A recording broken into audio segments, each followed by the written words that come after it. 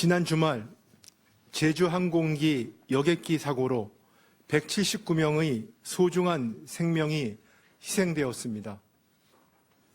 이번 사고로 희생된 모든 분들의 명목을 빌며 말로 형언할 수 없는 아픔을 겪고 계신 유가족 분들께 진심으로 위로의 말씀을 전합니다. 국민 안전에 무한 책임이 있는 정부로서 모든 가용자원을 총동원해 유가족 지원과 사고 원인의 철저한 조사에 총력을 다하겠습니다. 또한 항공기 사고 재발 방지를 위한 근본적인 대책도 조속히 강구하겠습니다. 유가족 지원에는 한치의 소홀함도 없도록 국토부를 중심으로 긴밀히 협조하고 피해자 지원과 재발 방지 대책 마련을 위해 국회와도 협력하겠습니다. 행안부는 무안군 특별재난지역 선포 관련 정부 차원의 지원이 차질 없이 집행될 수 있도록 철저히 챙겨주시기 바랍니다. 정부는 12월 29일부터 1월 4일까지를 국가 애도기간으로 지정하였습니다. 희생자를 애도하며 유족을 위로하는 데 국민 여러분이 마음을 함께 모아주실 것을 간곡히 호소드립니다.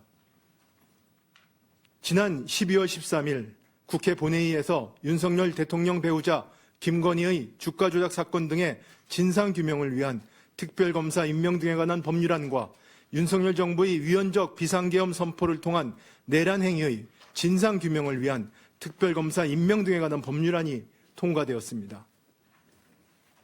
대통령 권한대행을 맞아 항공기 추락사고 수습과 국정안정에 총력을 다하고 있는 상황에서 특검 법안에 대한 정부의 입장을 밝히게 되어 너무나 착잡한 심정입니다.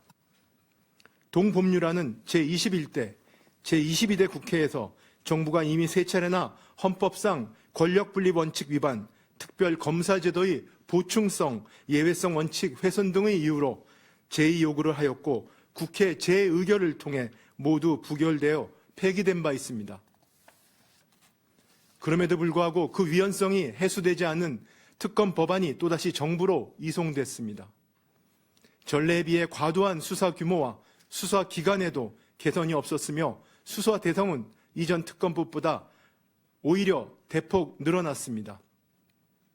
특히 이번 법안은 특별검사 후보자를 민주당과 비교섭단체에서만 각각 1명씩 추천토록 하고 있어 대법원장이 후보자를 추천하고 야당이 비토권을 행사할 수 있도록 하여 제3자 추천의 형식적 외관이라도 갖춘 이전 특검 법안보다 헌법상 권력분립의 원칙에 위배될 소지가 더욱 커졌습니다. 윤석열 정부의 위헌적 비상계엄 선포를 통한 내란 행위의 진상규명을 위한 특별검사 임명 등에 관한 법률안 역시 특별검사제도의 보충성, 예외성 원칙 훼손, 과도한 수사 인력과 수사 기간 등 그간 특검 법안들의 문제점들을 그대로 노정하는 한편 특검 후보 추천권을 야당에만 부여하여 헌법상 권력분립 원칙에 위반될 우려가 높습니다. 특히 형사소송법에서조차 군사, 공무, 업무상 비밀의 보호를 주요한 가치로 여겨 이를 침해하지 않도록 압수수색 등의 제한을 두고 있는데 이번 특검 법안은 이러한 보호장치를 배제하여 국방, 외교 등의 위험을 초래할 수 있으며 개인의 기본권이 침해될 우려 또한 높습니다. 철저한 진상규명과 국민적 의혹 해소라는 특검 법안의 입법 취지는 충분히 이해하고 있습니다. 그러나 헌법을 수호할 책무가 있는 정부로서 그 위헌성이 해소되지 않고 국익과 국민의 기본권 측면에서도 우려가 많은 법안들을 그대로 공포하는 것이 과연 책임 있는 자세인지 수없이 고민했습니다. 무엇보다 특검 제도는 헌법상 삼권 분립 원칙의 예외적인 제도인 만큼 더욱 엄격한 잣대가 필요하다고 생각합니다. 그래야만 국민들께 특별검사의 수사 결과를 수용하고 그 의혹도 말끔히 해소될 수 있을 것입니다. 여야가 다시 한번 머리를 맞대고 모두가 동의할 수 있는 합리적인 방안을 강구해 주실 것을 호소드립니다. 끝으로 헌법재판관 임명에 대하여 말씀드리겠습니다. 계엄으로 촉발된 경제의 변동성은 헌법재판관 임명 보류와 권한대행 탄핵소추 이후 급격히 확대되었습니다. 24년 말 환율이 97년 외환위기 이후 역대 최고 수준인 1,470원까지 상승하였으며 주요 외신, 해외 투자자들은 정치적 불확실성 지속 시 대규모 자본 유출과 신용 등급 하락을 경고하고 있습니다. 또한 12월 29일 발생한 제주항공 여객기 사고는 연말연시 공연, 행사, 모임 등의 취소에 이어 얼어붙은 소비 심리를 더욱 냉각시켜 실물 경제의 어려움이 더 커질 것으로 예상됩니다.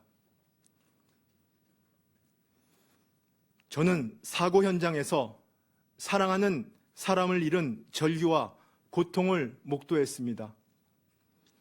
국민의 안전과 행복이 국가의 미래입니다.